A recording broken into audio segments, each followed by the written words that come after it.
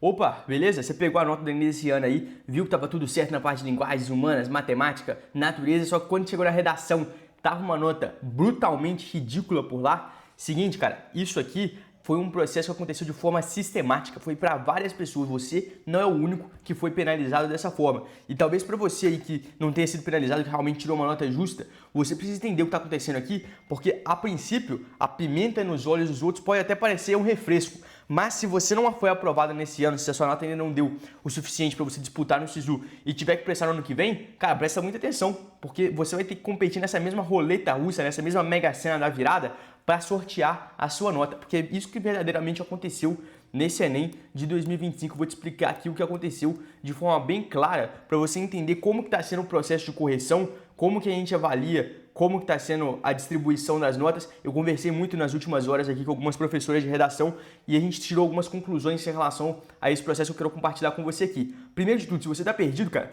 as notas do Enem, especialmente da redação desse ano, vieram completamente aleatórias para mais ou menos metade das pessoas.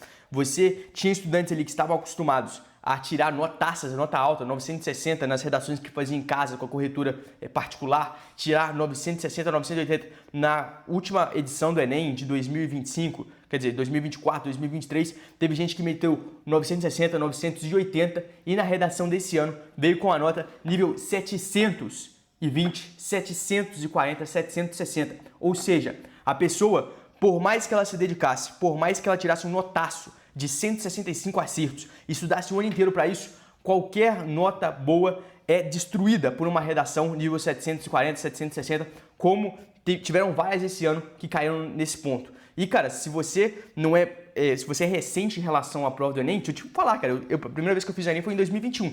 Naquela época, irmão, era só fazer uma redação bem feita, padrãozinha, que você tirava 960. Se você chegasse numa rodinha de amigos e falasse assim, cara, pô, fiz minha redação aqui na moral e tirei 760, o pessoal, cara, ia dar risada da sua cara, porque você tinha que ser um completo de um Neandertal para escrever a redação e não tirar uma boa nota, sacou? Se você escrevesse a redação em inglês, você metia os 760, colocasse 15 linhas, você já estava com 760. Agora, por algum motivo, eles mudaram completamente o esquema da correção e muita gente teve notas muito abaixo e não foi algo, eu aqui tirei uma nota de 760.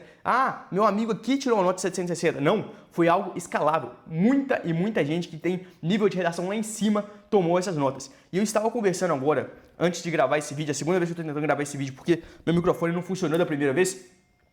Eu conversei muito com professoras de redação nesse meio tempo e está todo mundo meio que perdido, sem saber o que está acontecendo. Elas me informaram que tinha alguns alunos delas que mandavam muito bem, tinham uma redação autoral, que conseguiam conectar muito bem as ideias, ter um projeto de texto próprio, fugir daquele esquema que o Enem estava batendo muito, de sair dos repertórios de bolso, ter uma redação que foge dos padrões, que estava muito boa. Cara, tudo perfeitinho, 960, 980, 1000 na redação, quando chega na hora da prova, 700. Aí, outros estudantes que desobedeciam mais, ficavam presos a modelinho pronto, que fazia aquele repertório de bolsa que o Enem tanto bateu para você não fazer, esses caras foram recompensados e tiraram 940, 960, 980.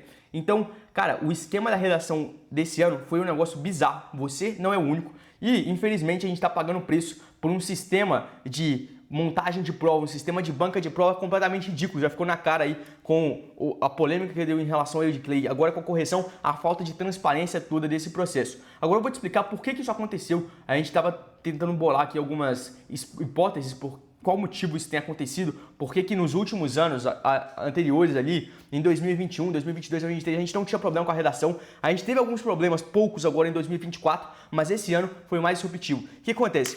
Conversando com essas corretoras de redação, essas professoras, elas me contaram que o esquema de seleção para os corretores desse ano foi um pouco diferente. E, inclusive, antes de o resultado sair, mais ou menos uns 2 dias antes, eu vi lá no meu Instagram, se você não me segue lá, a gente está resenhando por lá para trocar uma ideia sobre o Enem, sobre a nota, como que você vai utilizar essa nota, @mentorviniciusborges.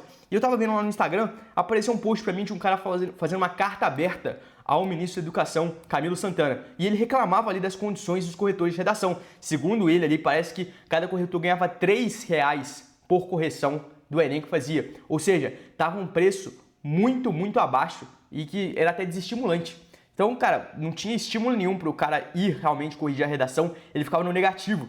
E tinha um esquema de treinamento presencial que foi implementado esse ano para meio que padronizar a correção da redação, só que foi um negócio meio que largado. porque não tinha em todas as cidades. E aí, por exemplo, tinha nas maiores cidades do Brasil. E aí, vamos supor que eu sou um corretor aqui do interior de Minas. Eu tenho que ir lá fazer o cursinho presencial que só tem lá em BH. Eu tenho que tirar do meu próprio bolso para ir lá para BH, pagar meu hotel, pagar minha passagem.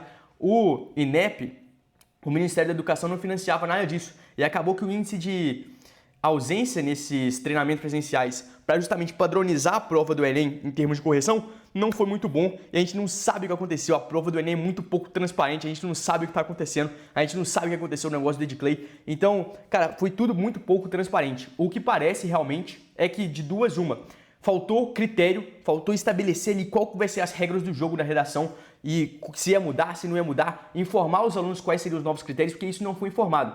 Ninguém sabe hoje em dia como se faz uma redação do Enem. Você segue aquele modelinho pronto ali de citar a introdução, fazer um gancho, colocar ali sua tese 1 e tese 2, colocar o trópico frasal no desenvolvimento 1, desenvolvimento 2, e você segue o modelinho. E aí, cara, o que pode acontecer? Pode ser que você tire um 1000, pode ser que você tire um 960, pode ser que você tire um 760, tudo vai depender da aleatoriedade do sistema de classificação de nota do Enem. Se cair na mão do corretor errado, cara, você pode ter estudado o que você quiser que não vai dar certo. É como se fosse você jogar uma partida de futebol sem saber as regras. Aí eu viro aqui, dou um murro na cara do meu adversário, sou expulso, só que aí meu colega aqui do lado pega a bola com a mão, sai correndo e faz o gol. Assim, não dá pra você jogar uma partida, não dá pra você fazer uma redação se você não sabe quais são as regras do jogo, onde você vai ser beneficiado, onde você vai ser penalizado. E acaba que é isso que acontece com a redação do Enem. Hoje em dia, as corretoras elas já estão, as professoras de redação com quem eu conversei já estão meio doidas assim, pô, o que eu vou fazer aqui agora? Eu vou preparar o meu aluno por um ano inteiro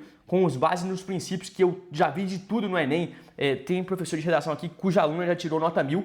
Cara, eu vou me preparar, entregar o máximo que eu consigo de conhecimento. Vai chegar na hora da prova, vai cair na mão de um redação palhaço, de um corretor de redação palhaço, vai cair uns 740, 760. A pessoa, por mais que tenha estudado o ano inteiro, por mais que tenha metido 170, não tem chance de ser aprovado. Então, isso é um caso muito sério que está acontecendo com a prova do Enem. Você tem que se preparar para isso. E, cara, a gente não tem muito o que fazer. Eu não tenho muito o que fazer. A nota vai ser essa mesmo aqui. Você não tem muito o que fazer. Se você tirou 840, como eu tirei, se você tirou 900, se você tirou 720, como teve gente que tirou, cara, não tem muito o que fazer agora. Mas o que você pode fazer em relação à sua preparação para não depender disso, não jogar todas as energias, não colocar todo o seu trabalho em cima de um corretor de redação merda que pode te jogar para baixo e te tirar da disputa de vaga. Você pode muito bem se preparar para certames, para provas que são com mais credibilidade, tem mais credibilidade. Uma FUVEST, uma Unicamp, uma UERJ, por exemplo, você não vê esse tipo de falcatrua que nem aconteceu no Enem. São provas que estão muito mais consolidadas hoje em dia, tem um padrão muito mais claro a seguir, é muito mais meritocrático.